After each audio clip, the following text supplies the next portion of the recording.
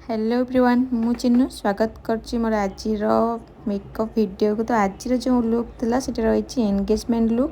तो आम आज ब्राइड थिला आपन देखते skin tone dusty skin tone सहित स्किन रे बहुत सारा वेटर स्किन पूरा बहुत सारा स्वेटिंग सहित स्किन रे बहुत सारा इरिटेशन भी हुए जमती कि स्किन इचिंग वगैरह ये सब भी बहुत सारा प्रोब्लेम रही।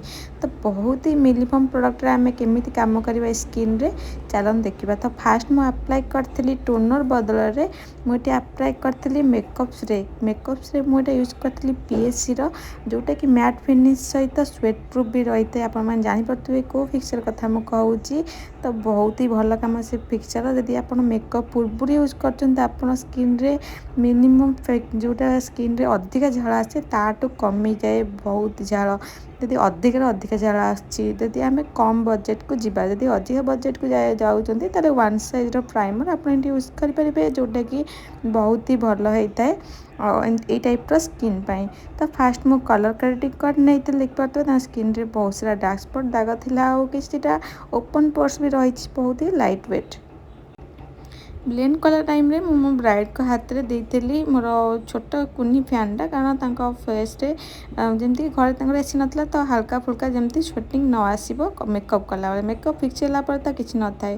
तापर मु डायरेक्ट कनसिलर पुणी अप्लाई करी मुझे कलर करेक्टिंग करनी कारण जो कनसिलरटा फास्ट मुझे अप्लाई करी कलर करेक्टिंग सेटा स्किन रो सब प्रकार दाग को हाइड करने जो कनसिलरटा यूज करी स्किन टोन टू गोटे टोन अधिका हाइलाइट डायरेक्ट से ही फाउंडेशन करने भी कौन प्रकार फाउंडेशन मुझे यूज करेनि आपको कही नौ फाउंडेशन मुझे यूज करें कारण ओवर कोटिंग आम करवानी कारण ब्राइड को स्किन को आम देखा स्किन बहुत ही नरम स्किन ता सहित बहुत ऑयली झाड़ टाइप स्किन होता है। तो आम ये ध्यान दबा कि आम अधिका कोटिंग करवानी जमती कि आम ब्राइड को स्किनटा अधिका रु अधिका ब्राइड अधिका मोटालिया हो जहाँ कि झाड़ बाहर द्वारा केकी देखा। तो आम ये मिनिमम प्रोडक्ट यूज करवा केवल कनसिलर रे ही लुक करनी तो देखिपे बढ़िया से पूरा फेस रे एडजस्ट होता केते हल्का फुल्का कनसिलर आ पूरा फेस रे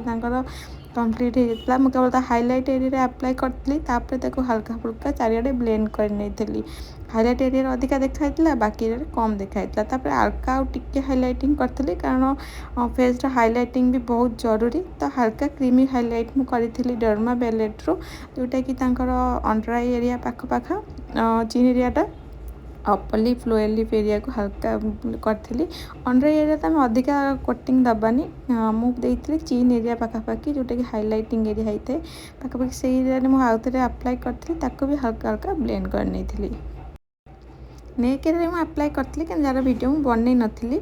तो तापर मु पूरा आई एरिया सब एरिया पूरा पाउडर रस्टअप करी कारण पूरा फेस रे बहुत सारा झाड़ आसे पाउडर देला बेले ध्यान रखा कि स्किन रे जमी पैचनेस न हम पाउडर बेसिक पाउडर आम तो अप्लाई कर तो नहीं था तो कम पाउडर कि अप्लाई कला बेले आम अधिक एरिया आमर जो पफटा थाए कि ब्रशटा थाए आम चल कि आम जी पाउडर न बस से एरिया ही ब्लेंड करवा बाकी एरिया पुणी आउे पाउडर न पुणी आम ब्लेंड करवा ना कि गोटे थर नहीं चारिड़े गोटे थर करना सहीटा कर द्वारा कौन होता है स्वेटिंग द्वारा आम पूरा फेस रू कनसिलर फाउंडेशन जहाँ भी अप्लाई करता बाहरी आसता है। हाँ यहाँ मो मेकअपटा बहुत ही मिनिमम प्रोडक्ट करी तो कही तो नॉर्मली आम पूरा फेस रे और नेक रे पाउडर अप्लाई कलापर बहुत ही light weight blush matte use करते देखते ब्लश जमी ना कि बराबर कारण डे लुक था एंगेजमेंट लुक प्रायतः समस्त डे रे करते एंगेज तो कि रात करते समस्त डे रे करते बस सेरेमनी वगैरह जन नाइट रे कर डे रे थिला। तो से आम से हिसाब से लुक करें जमती कि डे रे गोटे लोक देखिले नेचुरल लगे कौन एक्सट्रा मिनिमम लगे जमी स्किनटा आउर लुकटा। तो हल्का फुल्का ब्लशर अप्लाई कलापर मुझे हाइलाइट एरिया को हाइलाइट कर नहीं हाइलाइटर बहुत ही लाइट वेट आई लुक करी बहुत ही गोटे सिमिलर आई लुक जमती कि गोटे लाइट पिंक कलर नहीं inner eye to out eye to पूरा बढ़िया से खाली ब्लेंड कर नहीं गोटे कलर मात्र गोटे कलर नहीं हल्का फुल्का ब्लेंड करी लास्ट को मुझे ब्राउन कलर भी ऐड करी कारण स्किन टोन रही ब्राउन कलर आउ केवल पिंक शेडो ତାଙ୍କ ଲିପ୍ସ କଲର୍ ସହିତ ଏତେଟା ମ୍ୟାଚ୍ କରିନଥିଲା, ସେଥିପାଇଁ ମୁଁ ସବା ଲାଷ୍ଟରେ ବ୍ରାଉନ୍ କଲର୍ ଆଡ଼୍ କରିଥିଲି। ସେଥିପାଇଁ ଫାଷ୍ଟରୁ କହି ନେଇଥିଲି, ଯାହାର ଭିଡ଼ିଓ ମୁଁ କଟ୍ କରିନେଇଥିଲି, କେବଳ ପିଙ୍କ୍ କଲର୍ ଯେତେବେଳେ ମୁଁ ଆଡ଼୍ କରିଥିଲି, ବାକି ଅଦର ସାଇଡ଼୍ରେ ମୁଁ ବାକି ଯେଉଁ ଏରିଆ ସବୁ ରହିଯାଇଥିଲା ମୁଁ ଆପ୍ଲାଏ କରିନଥିଲି ସାଡ଼ୋ, ସବା ଲାଷ୍ଟରେ ମୁଁ ବ୍ରାଉନ୍ କଲର୍ ଆପ୍ଲାଏ କରିଥିଲି ଆଉଟ୍ ସାଇଡ଼୍ରେ ପୁରା, ଯେଉଁଟାକି ଇନର୍ ସାଇଡ଼୍ରେ ମୁଁ କେବଳ ଆକୁ ଆପ୍ଲାଏ କରିଥିଲି, ଆଉଟ୍ ସାଇଡ଼୍ରେ କେବଳ ବ୍ରାଉନ୍ କଲର୍କୁ ହିଁ ଆପ୍ଲାଏ କରିଥିଲି। ତାପରେ ମୁଁ କରିଥିଲି ଆଇବ୍ରୋ ବୋନ୍ ଏରିଆକୁ ହାଇଲାଇଟ୍। ତ ଆଇବ୍ରୋ ବୋନ୍ ଏରିଆକୁ ହାଇଲାଇଟ୍ କରିବା ପୂର୍ବରୁ ମୁଁ ଇନର୍ କର୍ଣ୍ଣରକୁ ହାଲକା ହାଇଲାଇଟ୍ କରିଥିଲି, ବହୁତ ହି ଲାଇଟ୍ ୱେଟ୍ କରିଥିବେ, ଏତିକି ମାତ୍ର ଏରିଆରେ ମୁଁ ଲଗେଇଲି। ତାପରେ ମୁଁ ଯେଉଁଟାକି ଆଇବ୍ରୋ ବୋନ୍ ଏରିଆ ରହିଥିଲା ତାକୁ ବି ହାଲକା ଫୁଲକା ହାଇଲାଇଟ୍ କରିନେଇଥିଲି। ମୁଁ ଭିଡ଼ିଓରେ ବହୁତ ଜାଗାରେ ଭିଡ଼ିଓ କଟ୍ କରିନେଇଛି, ଭିଡ଼ିଓକୁ ସର୍ଟ ବି କରିନେଇଛି, କାରଣ ମୁଁ ନିଜେ ହିଁ କ୍ୟାମେରା ସାମ୍ନାରେ ଠିଆ ହେଇକି ଯେହେତୁ ମେକଅପ୍ଟା କରିଥିଲି, ମେକଅପ୍ରେ ଏତେଟା ଦେଖାଯାଉନଥିଲା ଭିଡ଼ିଓ, ତ ଭିଡ଼ିଓରେ ମାନେ ମେକଅପ୍ଟା ତ ଦେଖାଯାଉନଥିଲା ସରି, ତ ସେଥିପାଇଁ ମୁଁ ଭିଡ଼ିଓରେ କିଛିଟା ଜାଗାରେ କଟ୍ କରିନେଇଥିଲି, ଯେମିତିକି ପରଫେକ୍ଟଲି ଯେତିକି ଜାଗାରେ ଦେଖାଯାଉଥିଲା ବାସ୍ ସେତିକିର ହିଁ ଭିଡ଼ିଓ ମୁଁ ବନେଇଥିଲି। ବାକି ଯେଉଁ ଭିଡ଼ିଓ ରହିଥିଲା ବ୍ୟାକ୍ ସାଇଡ଼୍ ସବୁ କଟ୍ କରିନେଇଥିଲି।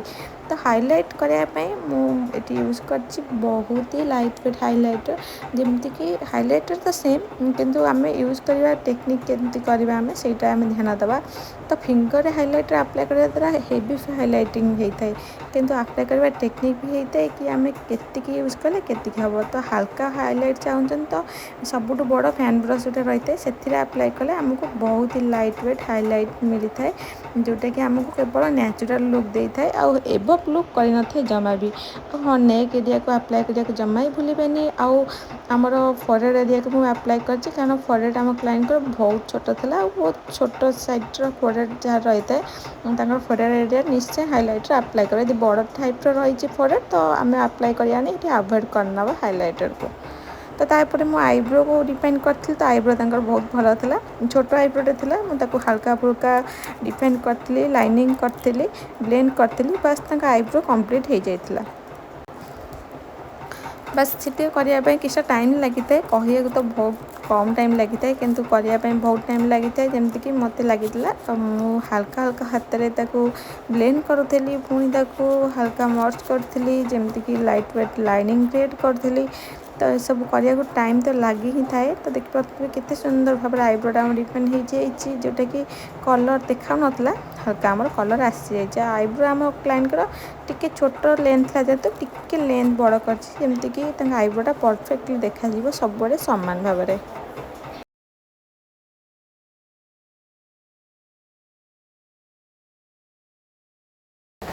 ତାପରେ ମୁଁ ଆଇଲାଇନିଂ କରିଥିଲି। ଆଇଲାଇନିଂ କରିବା ବେଳେ ମୁଁ ଧ୍ୟାନ ଦେଇଥିଲି ଆମେ କେମିତି ଲାଇଟ୍ ୱେଟ୍ ଲାଇନିଂ କରିବା, ଅଧିକା ଲାଇନର୍ ୟୁଜ୍ କରିବାନି, ବହୁତ ହି ଲାଇଟ୍ ୱେଟ୍ ଜେଲ୍ ଲାଇନର୍ ମୁଁ ୟୁଜ୍ କରିଥିଲି, ଯେଉଁଟାକି ଆମେ ପୁରା ହାଲକା ଗୋଟେ ଲାଇନ୍ କ୍ରିଏଟ୍ କରିଥିଲେ ଆମ କ୍ଲାଇଣ୍ଟଙ୍କର। ଫଙ୍କି ଲାଇନିଂ କରିବାନି, ଆମେ ଲାଇଟ୍ ୱେଟ୍ କରିବା, ଅଧିକା ଫଙ୍କି ଦେବାନି କି ବହୁତ ହି ଲାଇଟ୍ ୱେଟ୍ କରିବାନି, ମିଡ଼ିଲ୍ ରଖିବା, ଯେମିତିକି ଆଇଜ୍ଟା ଅତି ଛୋଟ ଆଖି ତାଙ୍କର, ତ ଟିକେ ବଡ଼ ଦେଖାଯିବ, ଅଧିକା ବଡ଼ ବି ଦେଖାଯିବନି। ତ ସେଇ ହିସାବରେ ମୁଁ ଆଇଜ୍ର ଲୁକ୍ଟା କ୍ରିଏଟ୍ କରିଥିଲି, ଯେମିତିକି ତା ଆଖି ନର୍ମାଲି ସମାନ ଦେଖାଯିବ ଦୁଇପଟ ସାଇଡ଼୍ର, ଆଉ ଟିକେ ବଡ଼ ଦେଖାଯିବ, ବେଶୀ ବଡ଼ ବି ଦେଖାଯିବନି। ଆଉ ମୁଁ ଯେତେବେଳେ ସେପଟ ସାଇଡ଼୍ର ଆଇ ଲୁକ୍ କ୍ରିଏଟ୍ କରିଥିଲି ତ ସେପଟ ସାଇଡ଼୍ଟା ଦେଖାଯାଇନଥିଲା, କାରଣ ଭିଡ଼ିଓ ସାମ୍ନାରେ ମୁଁ ହିଁ ଆସିଯାଉଥିଲି। ଦେଖିପାରୁଥିବେ ମୁଁ ବହୁତ ହି ଲାଇଟ୍ ୱେଟ୍ କ୍ରିଏଟ୍ କରିଛି ଏଠି ମୋର ଆଇଲାଇନର୍କୁ।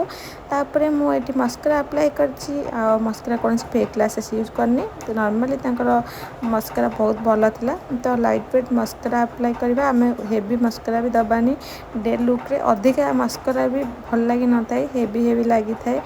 ଆଉ ଡେରେ ତ ଯେଉଁ ଗରମ ଆଜିକା ଟାଇମ୍ରେ ହେଉଛି ଆପଣମାନେ ଜାଣିଥିବେ।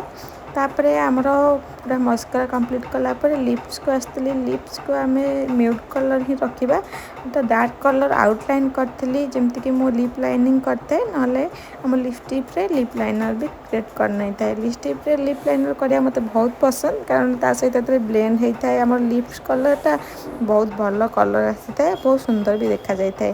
ତ ଆପ୍ଲାଏ କରିବା ଟେକ୍ନିକ୍ ଦେଖିପାରୁଥିବେ ମୁଁ କେମିତି ଆପ୍ଲାଏ କରିଛି। ତାପରେ ମୁଁ ଗୋଟେ ମ୍ୟୁଟ୍ କଲର୍ ନେଇଥିଲି, ବାସ୍ ତାକୁ ବ୍ଲେଣ୍ଡ କରିନେଇଥିଲି ଏ କଲର୍ ସହିତ, ଆଉ ବହୁତ ସୁନ୍ଦର ଗୋଟେ ମ୍ୟୁଟ୍ ଲୁକ୍ ଆସିଥିଲା।